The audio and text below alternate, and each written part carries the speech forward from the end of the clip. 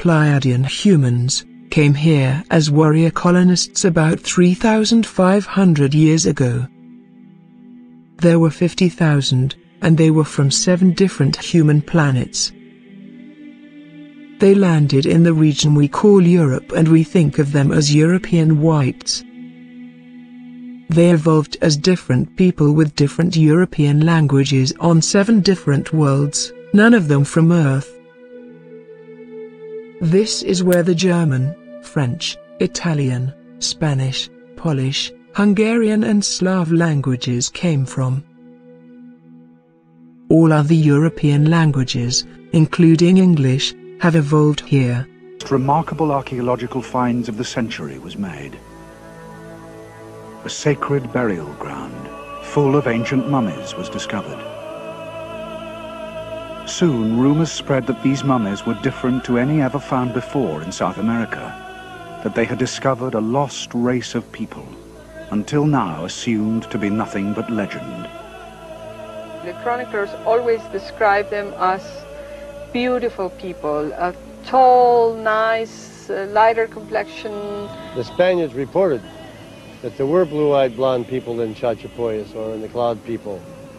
The Incas found them to be the most beautiful women in the empire, and they were sought after by the Inca kings. Who were these people, laid to rest in high mountain tombs? And what were they doing there? For many of you, you already know that the Pleiadians are amongst us and have been for a long time. Actually, the peoples that we think of as European are all descendants of the 50,000 warrior colonists put on Earth about 4,000 years ago. This includes the peoples of Europe, Eastern Europe and Russia. It also includes about half the population of the US and Australia. Weren't there already people in Europe? No. The place was empty as the Anunnaki had driven the Neanderthal people to extinction, or deep into the earth by capturing their females to genetically manufacture high-quality slaves. So Europeans are all aliens, from other human planets. Europeans are of Pleiadian stock. The mummies were found in the northeast of Peru, on the far side of the Andes.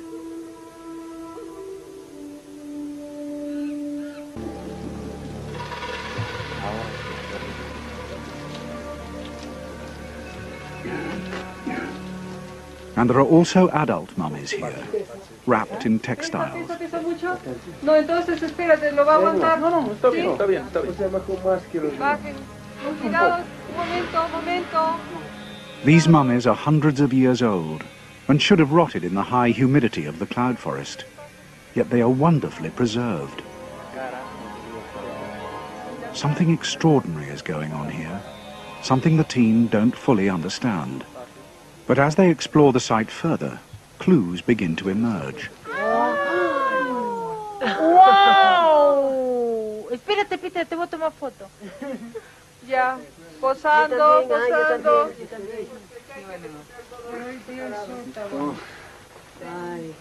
Precioso.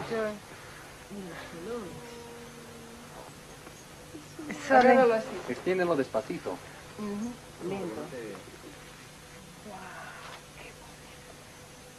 This is the best textile we've found so far, in great state of preservation. This is a men's shirt, and the technique for preparing this shirt is quite remarkable. The team's first thought was that they had found an Inca burial site. But figures of animals and demons are almost unknown in Inca art. And they didn't decorate the tombs of their dead with images like these.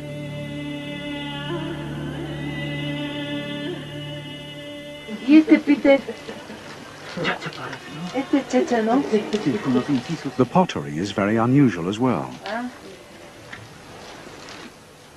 It seems to be a mixture between Chacha and Inca influences.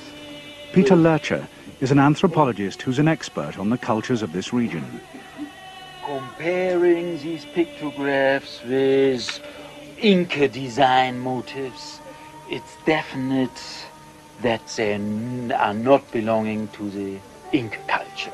They are expressions or artistic expressions of Chachapoyan culture. What about the European Jews? They are what is left of the Anunnaki genetic engineering. They are not Pleiadians. The Neanderthals were the most advanced primates on Earth when the Anunnaki arrived about 50,000 years ago and were highly prized because they made excellent administrative slaves. The worker slaves were engineered by mixing Anunnaki genes with gorillas and chimpanzees and other primates. Orangutans were also highly prized and were the basis for slave populations in Asia. Wait a second, if the Europeans are Pleiadians, does that mean that all other peoples on Earth are what's left of the Anunnaki slave-making process? Yes, the Anunnaki were prolific in their slave-making. They took eggs from every primate on every continent and enhanced them with Anunnaki genes.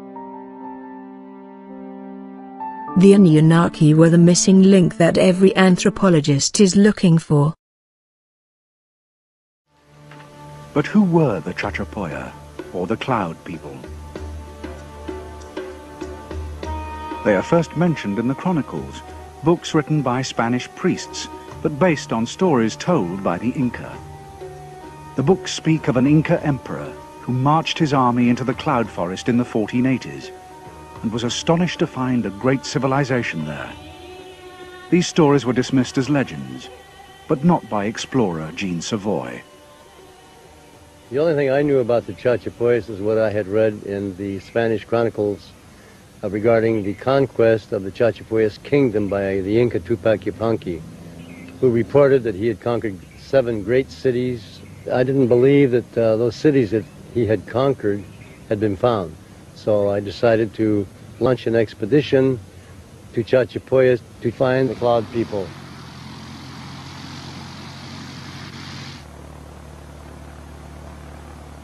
It was 34 years ago that Jean Savoy first set off into the vast uncharted depths of the cloud forest. Finally, deep in the cloud forest, they came across ruins of great stone buildings hidden under centuries of jungle growth. I could actually at times hear the clashing of swords, the battles that were going on between the Incas and the Spaniards, or the Chachapoyas and the Incas. Sometimes you would find ceramic vessels just laying on top of the ground. It's as if they had fled these buildings and left them. It was very exciting to be in a virgin place that people hadn't been in for centuries. The locals had always known about the ruins. The natives were extremely superstitious about the ruins being enchanted. They talked about Solpe Machaco, which was a 7-headed snake that would wrap around you like a net.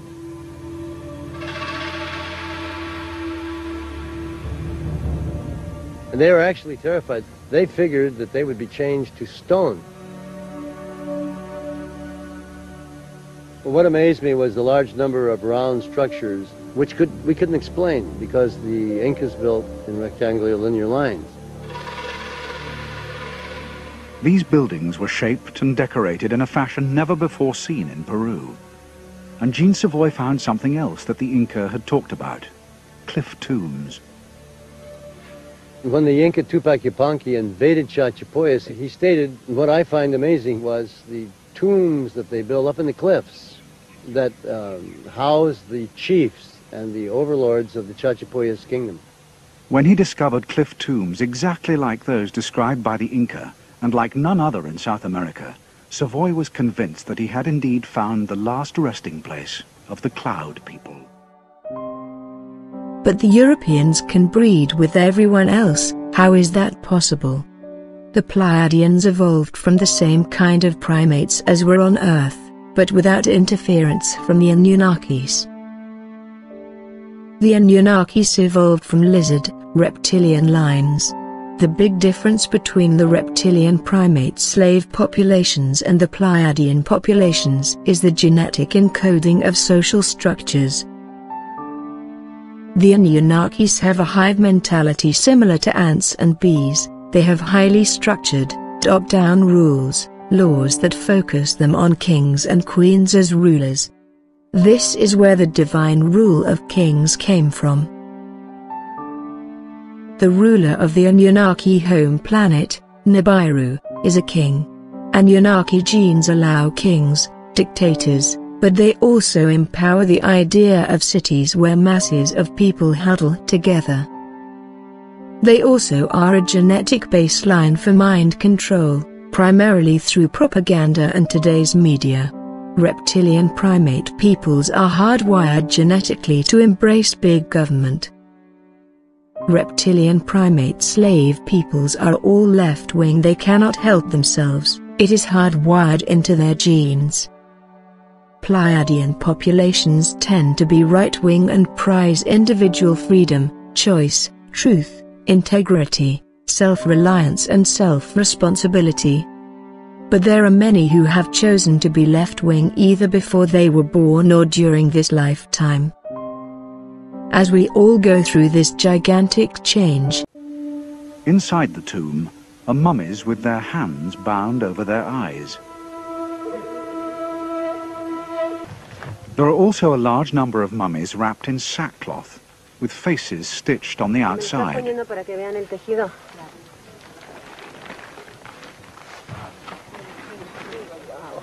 at that embroidery. Beautiful, look. Wow. Oh my gosh. Joey's saying a really big one is coming up. No. ¿Qué tan grande, Joey? Okay. These mummies seem to be physically different as well. Yeah? Mummy bundles ranging from babies to what seem to be really huge people. I mean, judging from the size of the mummy bundles, they must be about, 5'10", 5'11", which is really amazing. I've never been in a situation where I've been handed one mummy after another and just handed it to Sonia, who puts a label on it and then takes it off for storage in the cave and for bundling up for its journey to Lima Bombay. The fact that the mummies are tall is potentially very significant. Buried deep in the Spanish chronicles are fascinating passages describing the Cloud People as beautiful and tall. They were a bit different to Andean people, and up till today, Chachapoyas, local people look a bit different to other Andean people. That is reflected in the mummies. I think when the chroniclers said beautiful, it's because they were different and they were strong. Through the bones, they were taller, they were more robust, and if they had to live in this area, certainly they had to be more robust.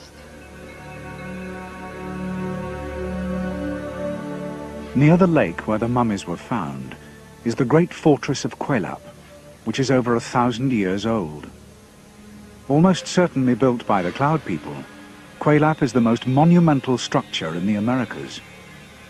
Its incredible walls are over 60 feet high and stretch for more than 2/3 of a mile. The Great Pyramid of Egypt is a wonder of the world, yet this fortress was built from 2.5 times as much granite, all of which was carried to a mountaintop over 9,000 feet above sea level. Over 500 years ago, the people of Peru knew the secrets of using herbs and chemicals to preserve the human body.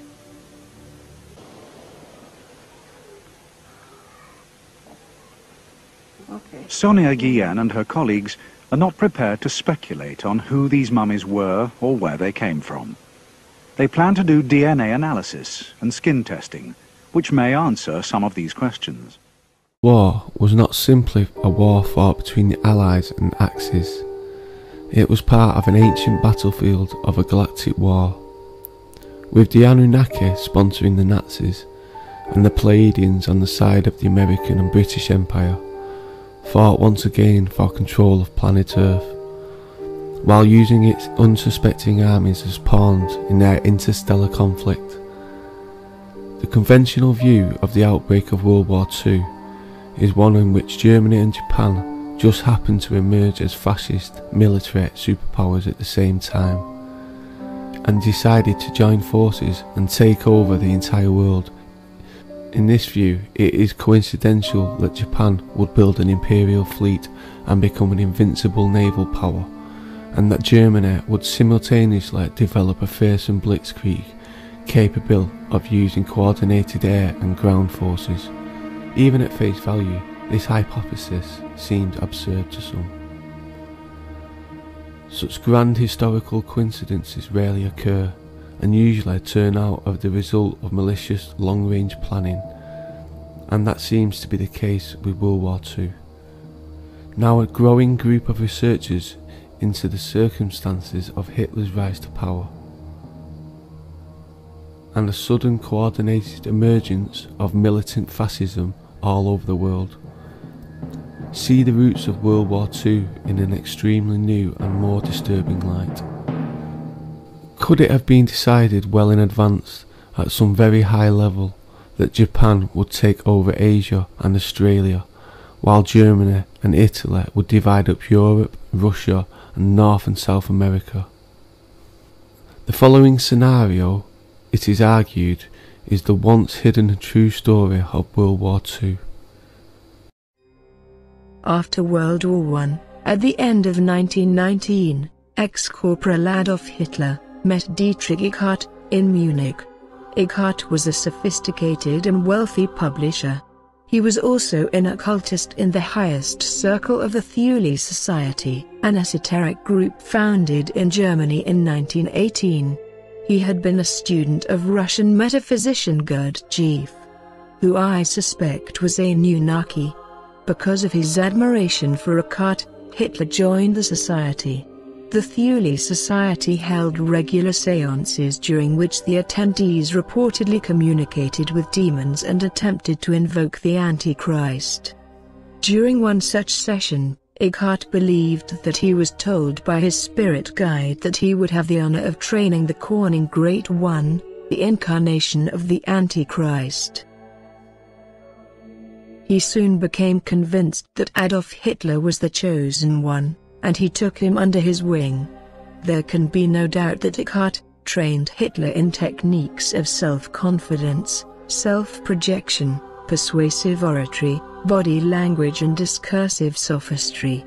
Using these capabilities, Hitler became a powerful speaker, able to mesmerize and excite vast audiences.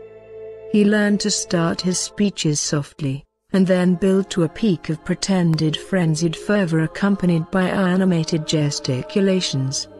He also developed a hypnotic power over individuals. Eckart, it is reported, also passed on to Hitler all his occult knowledge of ritual and sexual black magic. According to Trevor Ravenscroft in The Spear of Destiny regarding the practices of the Thule Society, indulgence in the most sadistic rituals awakened penetrating vision into the workings of evil intelligences and bestowed phenomenal magical powers. At the completion of this training, Hitler claimed to be born anew, filled with new strength and the resolve he would need to carry out his mandate. Eckart died 3 years later in 1923, and reportedly said on his deathbed, "Follow Hitler. He will dance, but it is I who have called the tune. I have initiated him into the secret doctrine, opened his centers of vision and given him the means to communicate with the powers. Do not mourn for me, I shall have influenced history more than any German." The following year, Hitler dedicated the second volume of his book, Mein Kampf, to Eckart. Eckart's claim that he had given to Hitler the means to communicate with the powers has been interpreted to mean that Hitler could now solicit advice from those same entities that Aleister Crowley referred to as the secret chiefs, since Eckart was basically a disciple of Crowley, who was also a Anunnaki. Crowley, who was sometimes referred to as the Great Beast, was the head of the infamous occult organization, Order of the Golden Dawn, in London. In late 1919, the Thule Society became more political, and was instrumental in starting the German Workers' Party under the leadership of Theolist Karl Harrer. In 1920, this evolved into the National Socialist German Workers' Party, commonly known as the Nazi Party, drawing its membership from the top echelons of the Thule Society, including Rudolf Hess, Heinrich Himmler, Alfred Rosenberg, Adolf Hitler. These great Aryan leaders, really, look at these people, none of them have blonde hair or blue eyes. These people were brainwashed by the Anunnaki.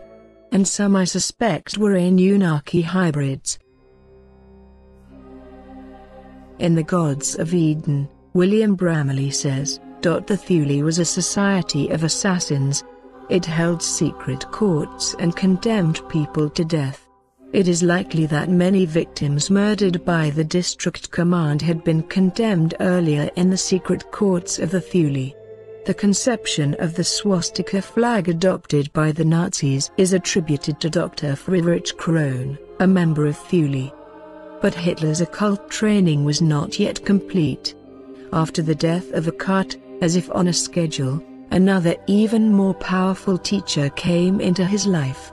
Karl Haushofer was a 54-year-old professor of political science at Munich University when Hitler entered jail in 1924. While with German intelligence in Japan before the war, Haushofer had been initiated into the ultra-secret Green Dragon Society, one of only 3 Europeans to have ever been granted that honor. There he was taught how to develop the mastery of the etheric body, or the time organism. This training apparently gave him precognitive powers, and he was able to predict the dates and exact times of enemy attacks, the number of casualties, and bombardment patterns while a general during the war. We now know this as remote viewing. Consequently, Haushofer emerged with an illustrious war record, and became well known throughout Germany. Haushofer, like Eckhart, was convinced that he had found the savior of the German people that he had been seeking. Haushofer subsequently visited Hitler frequently in his plush cell at the Landsberg fortress with books and papers under his arm, and helped him to write what became the Bible of the Nazi movement, Mein Kampf, virtually dictating long passages. Haushofer's domination of the entire philosophical basis of the Nazi movement was solidified when he founded the Luminous Lodge of Real Society in Berlin in 1920. This eventually became the inner circle of the Thule Society, and reportedly attracted members from other occult movements in Europe, as well as from Tibet, Japan, India, Kashmir, Turkey and Ceylon. Its most inspirational book was The Coming Race by Edward Bulwer-Lytton, a story about an underground utopian civilization where the inhabitants flew around in silent wingless vehicles, powered by a force called Vril, hence the name of the society. Haushofer knew a great deal about life on Atlantis, almost as though through personal memory. He taught Hitler that the Aryan race was genetically developed by the gods of Atlantis in preparation for the coming disaster, to be a new master race afterwards. He claimed that the Aryans were given higher consciousness and the faculty of logical thought, instead of just supermemory as with the preceding sub-races on Atlantis. He convinced Hitler that the pure Germans were descended from this civilization from Ultima Thule, sometimes called Hyperborea, and were meant to be the nucleus of the new master race. Haushofer believed that this race of Aryan supermen survived the Atlantean upheavals and still existed somewhere underground in Tibet or the Gobi Desert, and he convinced Hitler to try and make contact with them. From 1926 through 1942, Haushofer organized annual German expeditions to Tibet. He apparently succeeded in making contact with an underground civilization in Tibet known in occult literature as Agartha, sometime in the early 1930s. It is known that Haushofer met some monks from this underground city, and enlisted them in the Nazi cause. Some literature on this subject describes the monks as adepts of the dark side. They came to Berlin and set up a community. They were later joined by members of the Japanese Green Dragon Society, at the invitation of Haushofer. In the secret meetings of the Vril Society, attended by Haushofer, Hitler, and the key members of the Thule Society, a very talented medium by the name of Maria Orsik began to get psychic transmissions in an unknown language, which they were eventually able to decipher. As they continued, it was determined that the messages were coming from two planets in the Aldebaran system comprising the Sumerian Empire. Aldebaran is a huge star in the Taurus constellation, thousands of times larger than our own Sun, about 65 light-years from Earth. The information channeled by Orsig claimed that the Sumerian Empire consisted of an Aryan or master race, and a subservient slave race, and that the Aryans colonized our solar system 500 million years ago when the Aldebaran system became uninhabitable.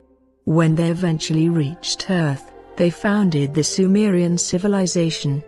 According to Peter Moon in The Black Sun, as they continued to study the transmissions, the Vril Society discovered that the ancient Sumerian language was identical to that of the Aldebarans and that it was also similar to the German language.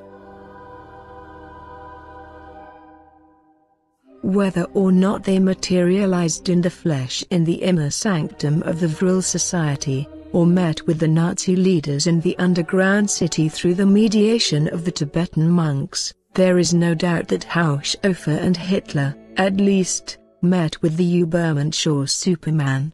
In a conversation with Hermann Rauskning, the governor of Danzig, about the possibility of creating a new, advanced species of human through breeding, Hitler said, as reported by Rauskning, "The new man is living amongst us now.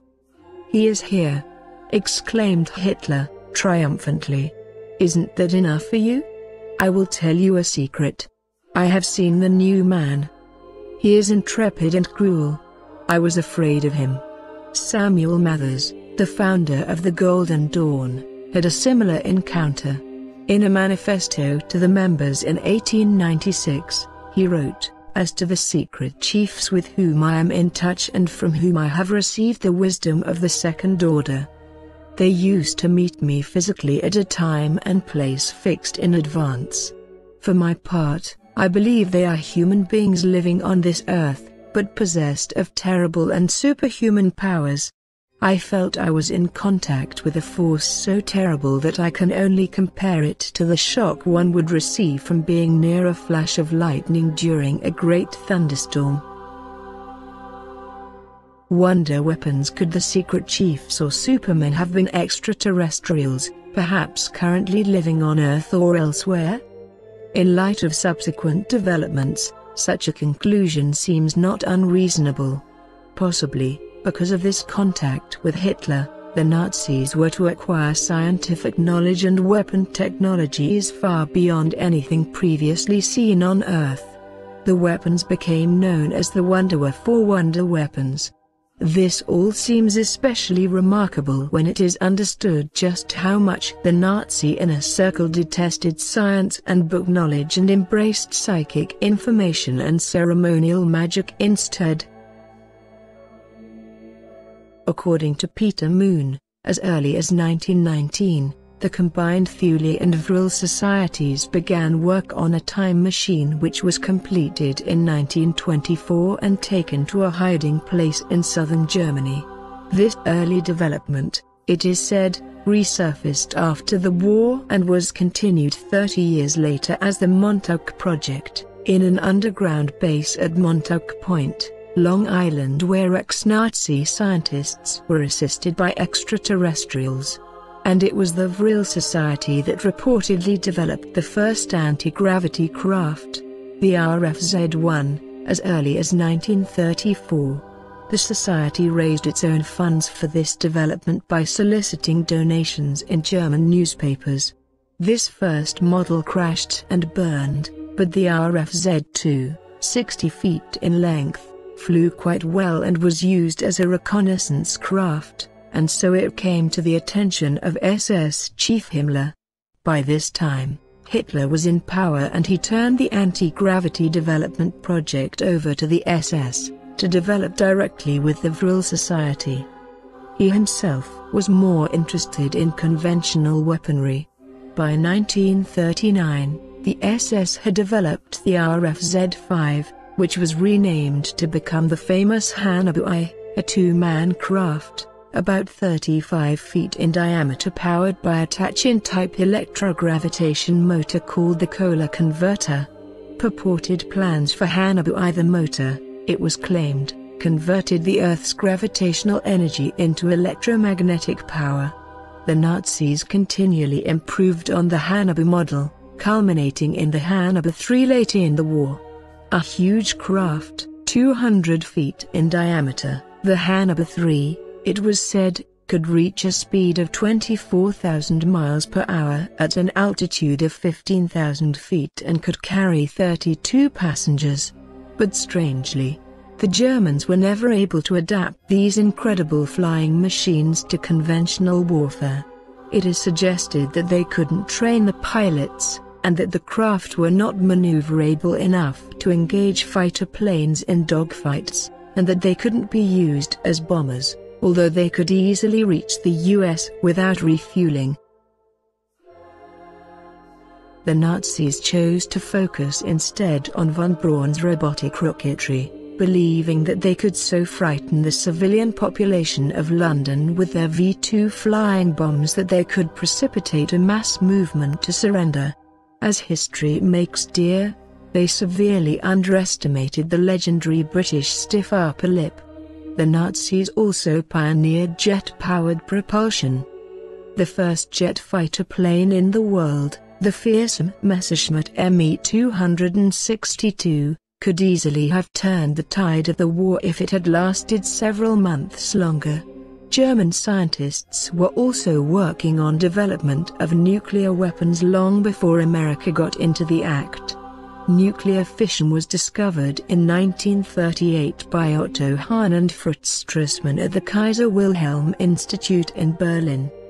The Germans were producing heavy water in Vemork, Norway in 1943 in preparation for using it to refine plutonium. But Hitler and Albert Speer scuttled the program after chief civilian nuclear scientist Werner Heisenberg failed to sell the project as a feasible way to win the war. Allied soldiers discovered a uranium-based nuclear reactor underground in Hagelosch, Germany, Heisenberg's hometown, and several thousand pounds of uranium buried nearby. The consensus is that Germany would have developed the bomb before the US.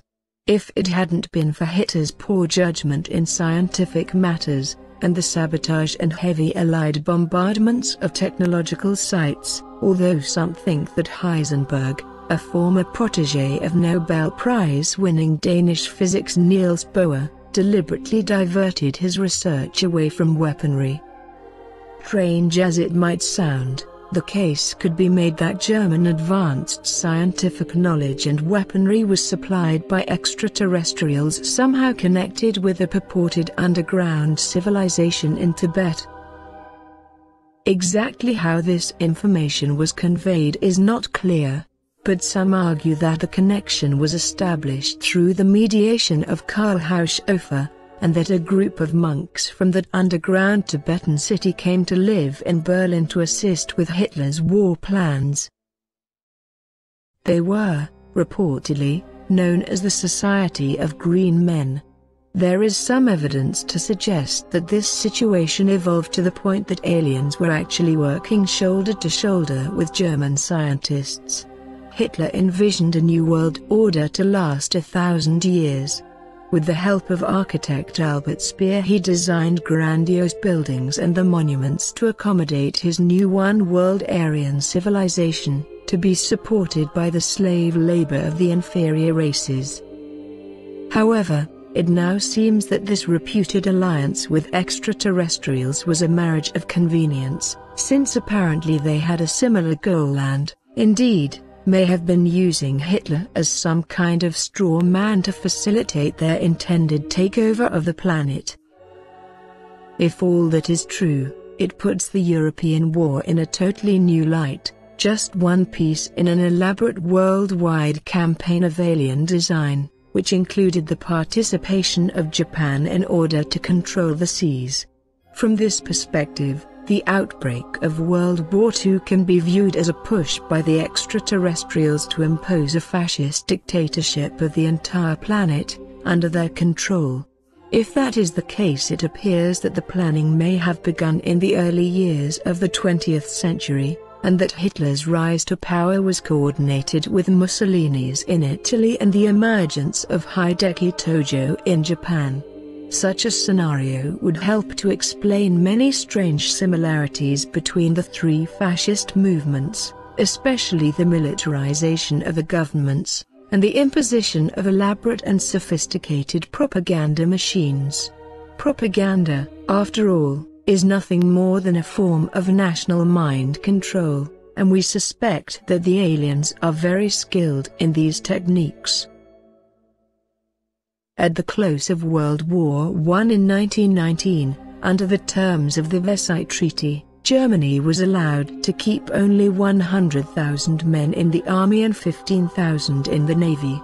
They were not permitted to have submarines or military aircraft. This situation remained basically stable for the next 14 years until Hitler came to power in 1933 and then, in March of 1935, instituted conscription and renewed military training in open violation of the treaty. To achieve the extravagantly ambitious goal of world conquest, Germany would need a bright new army of young, ruthless, efficient, well-trained stormtroopers numbering in the millions. It's time to ban hate symbols in Canada. Very well, hate symbols have no place in our society, Canada or any other country for that matter. But by making these statements, the Canadian Prime Minister may have further divided his country. Hindu groups in Canada say they're being subjected to hate. And that's because the Prime Minister cannot get his symbols right. Here's what a swastika looks like, what they call the swastika. It's a symbol of divinity and spirituality, not just in Hinduism, but also in Buddhism and Jainism. What Trudeau and Singh were talking about is something else. The Hakenkreuz, the identity of the Nazi party of Adolf Hitler.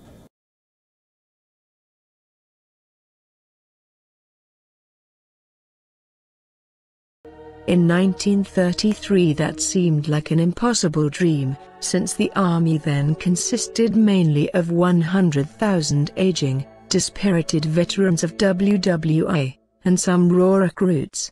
It seemed especially hopeless in view of the depressed economic conditions in Germany at that time. Yet, in September of the very next year, 6 months before conscription began, at the Nuremberg Nazi rally of 1934, 160,000 stalwart German soldiers with backpacks and rifles stood silently at attention in precise ranks as Hitler, Heinrich Himmler and SAR Chief Victor Lutz walked down the wide center aisle towards flaming columns bordering a gigantic wreath honoring German soldiers killed in battle. This fantastic scene was captured in the now famous documentary, Triumph of the Will by legendary film photographer Leni Riefenstahl.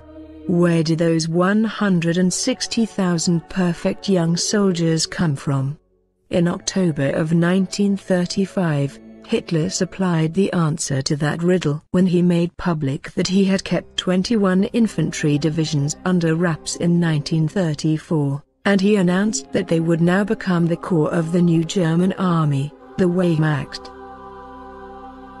So that's where the 160,000 came from, but where did the 21 divisions come from?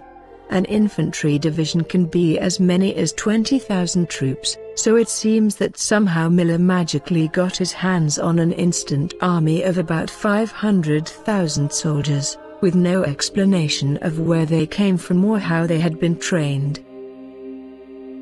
He announced also that an additional 21 divisions would soon be added. One may be forgiven for wondering just how was it possible for all this to be accomplished only 1 year after Hitler became Chancellor of Germany? Now that we have evidence of alien involvement in the war preparations, a startling explanation presents itself. It is now believed by many that the aliens have mastered cloning biotechnology, and in fact that the small grey ETs of abduction fame are clones themselves.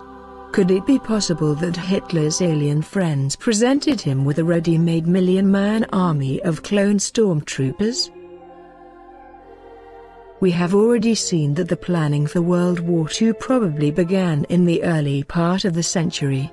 Was Hitler's army secretly growing up in spaceships or underground cities even as real soldiers were dying by the millions on the battlefields of Europe? Perhaps George Lucas knew more than is commonly believed when, in 2001, he wrote Episode 2 of the Star Wars saga titled Attack of the Clones.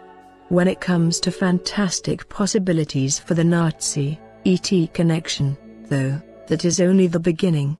A Nazi moon base. According to Vladimir Terziski, the Germans succeeded in reaching the moon sometime in 1942, and established a base on the dark side. Terziski is a controversial figure in the UFO community, but he has impressive credentials. Lai is a Bulgarian-born engineer and physicist, and reportedly is conversant in English, Japanese, Russian and German in addition to his native Bulgarian, and is therefore uniquely able to do research in all these languages. He says, the Germans landed on the moon probably as early as 1942, utilizing their larger exo-atmospheric rocket sources of the Myeth and Shriver type. The Shriver Walter turbine-powered craft was designed as an interplanetary exploration vehicle. It had a diameter of 60 meters, had 10 stories of crew compartments, and stood 45 meters high. Terziski claims that after establishing the initial surface base they tunneled underground, and by the end of the war there was a small Nazi research base on the moon. The free energy touch-in drive craft of the Hornibu 1 and 2 type were used after 1944 to haul people, materials, sick, and the first robots to the construction site. He claims that the moon has an atmosphere, water and vegetation, and it is possible to get around without space suits, despite NASA propaganda to the contrary. If Terziski is right, it seems reasonable to suspect that the aliens played a large role in the Nazi moon adventure. While obviously this fantastic accomplishment would have had little wartime strategic value, it should be remembered that, in 1942, the Germans were supremely confident of winning the war, and were projecting their space travel, conquest plans well ahead into the 1,000-year Third Reich. Complex scenarios arguing for consideration of alien involvement in the politics and wars of Earth. Among those offering supposedly detailed information concerning the extraterrestrial intervention factor typical is someone called Branton. All we know about him is that he claims to have been abducted many times since the age of 12, and that his information accords. A formal treaty was executed in 1933 between the Nazi Bavarian Intelligence Agency, which eventually became the S.S., and the Greys, an alien race living in underground bases in Tibet and elsewhere in the world, facilitated by the Thule Society.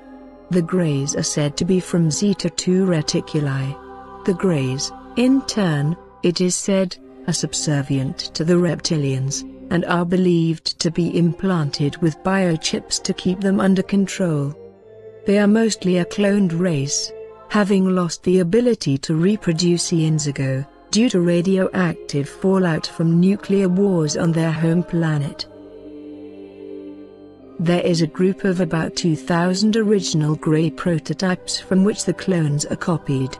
Many abductees have commented on their robotic, totally unemotional behavior.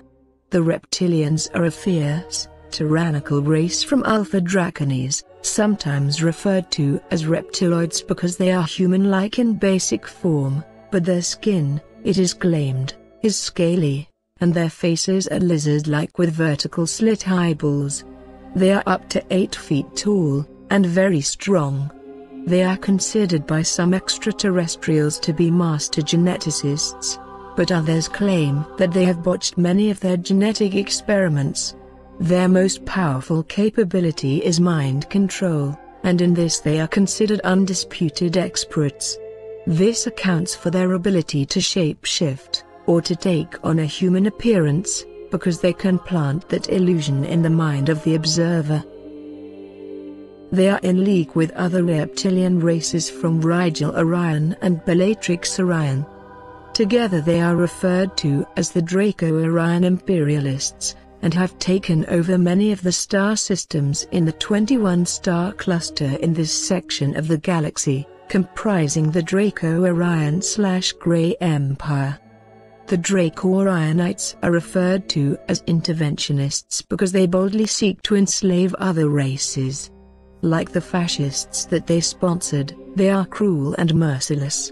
Their ancient enemies are the humanoid races from Andromeda, Arcturus, Lyra, the Pleiades and Sirius. The main Pleiadian faction is from the planet Hera circling the star Ager, one of the 7 sisters. While the Draco Greys, it is claimed, gave the Germans fantastic weapons including jet propulsion, rocketry, television-guided missiles, anti-gravity aircraft, nuclear technology, and possibly even a cloned army, but the Allies were not completely without alien assistance. The ETs, it is said, gave the Allies one man, Nikola Tesla. It was Tesla, according to this line of argument, who first saw the promise of radar in 1917, and was instrumental in its development and use in the war. Consequently, the British and the US had sophisticated radar defenses deployed early in the war using Tesla's patents, while the Germans gave it scant attention, and it was radar that won the Battle of Britain. Tesla and Roosevelt met in 1917 when FDR was Secretary of the Navy, and Roosevelt was very impressed with Tesla's genius. In 1936, according to some reports, he put Tesla in charge of the Invisibility Project, working with the Navy. In 1940, as the story goes, they succeeded in making a ship disappear in the Brooklyn Navy Yard. Whether or not invisibility was secretly used in the war is unknown. Tesla also invented, it is claimed, particle beam weaponry which he publicly referred to as the death ray.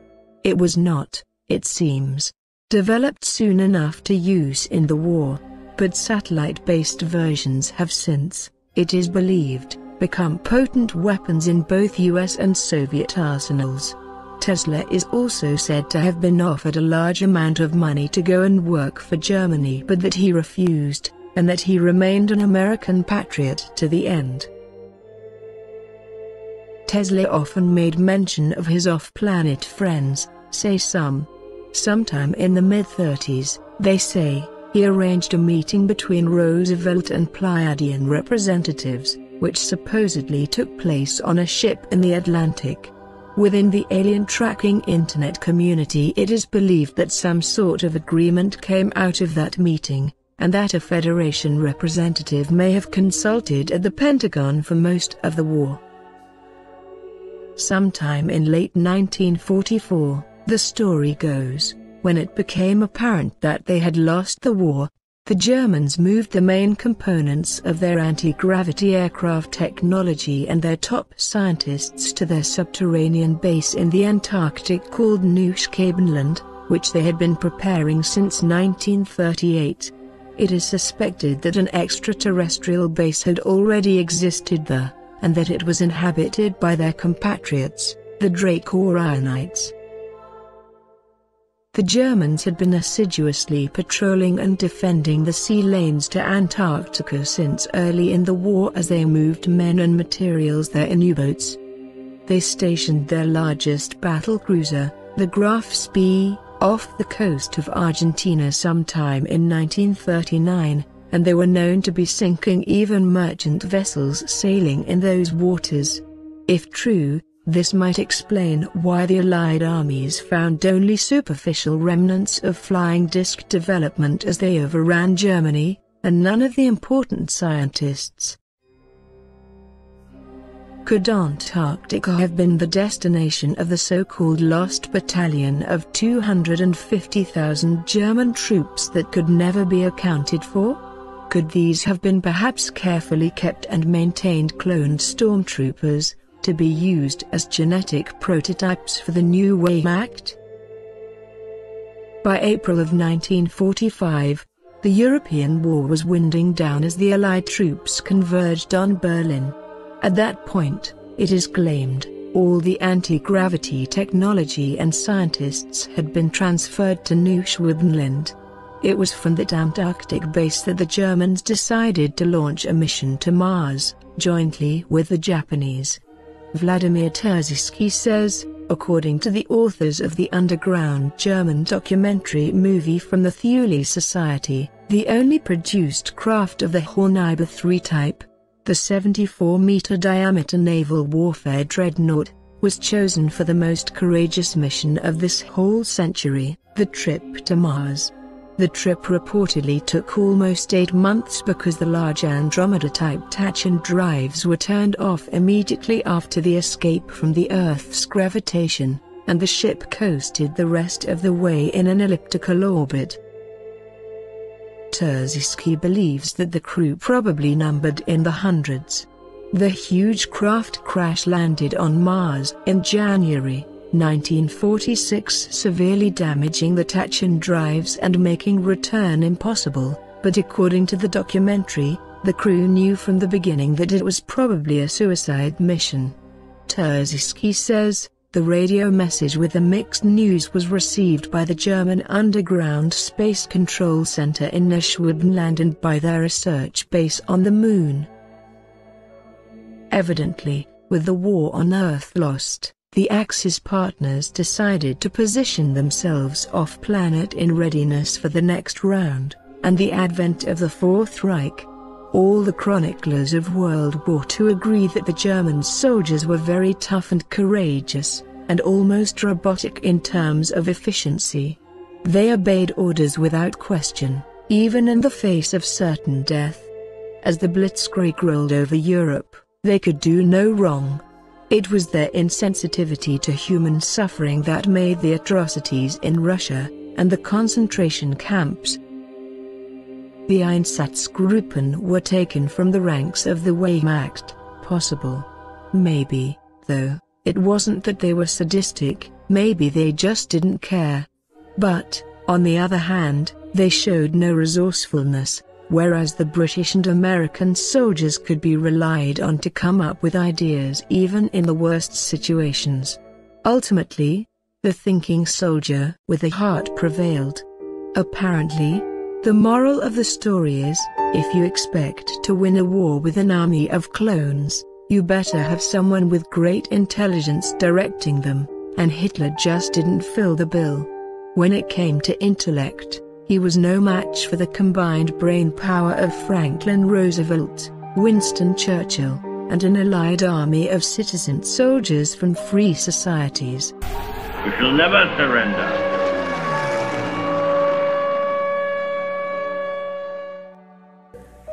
And no official of my administration, whether his rank is high or low, civilian or military, should interpret my words here tonight as an excuse to censor the news, to stifle dissent, to cover up our mistakes, or to withhold from the press and the public the facts they deserve to know. But I do ask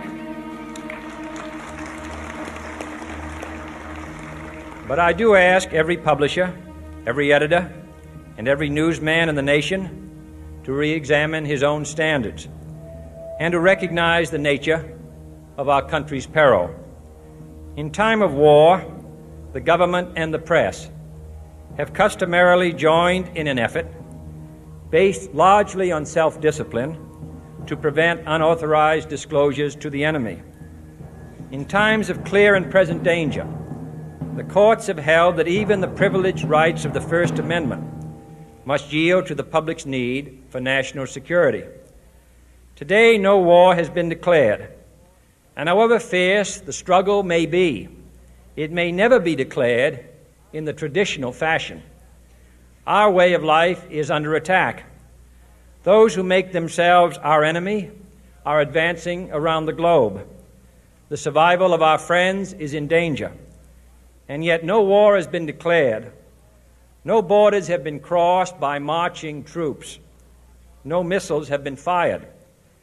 If the press is awaiting a declaration of war before it imposes the self-discipline of combat conditions, then I can only say that no war ever posed a greater threat to our security.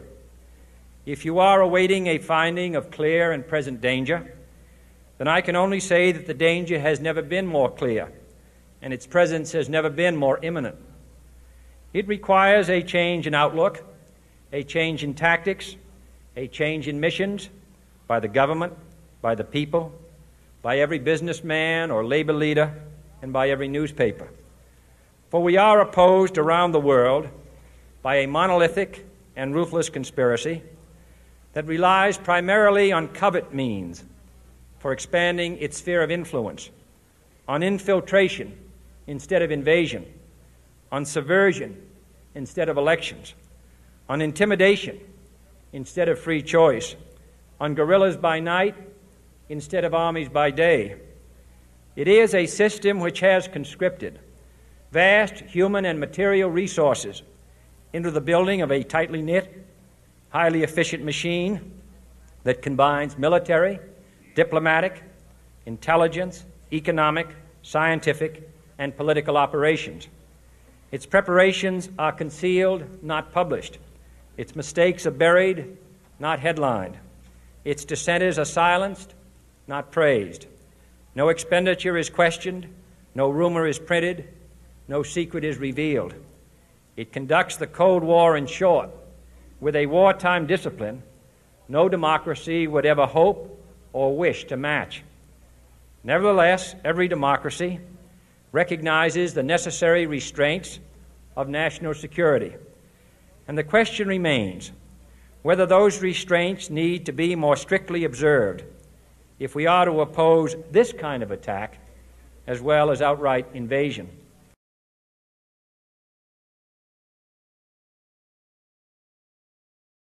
Robert Bigelow, founder of the military contractor Bigelow Aerospace. The Las Vegas tycoon spoke with 60 Minutes in May. Do you imagine that in our space travels we will encounter other forms of intelligent life? You don't have to go anywhere.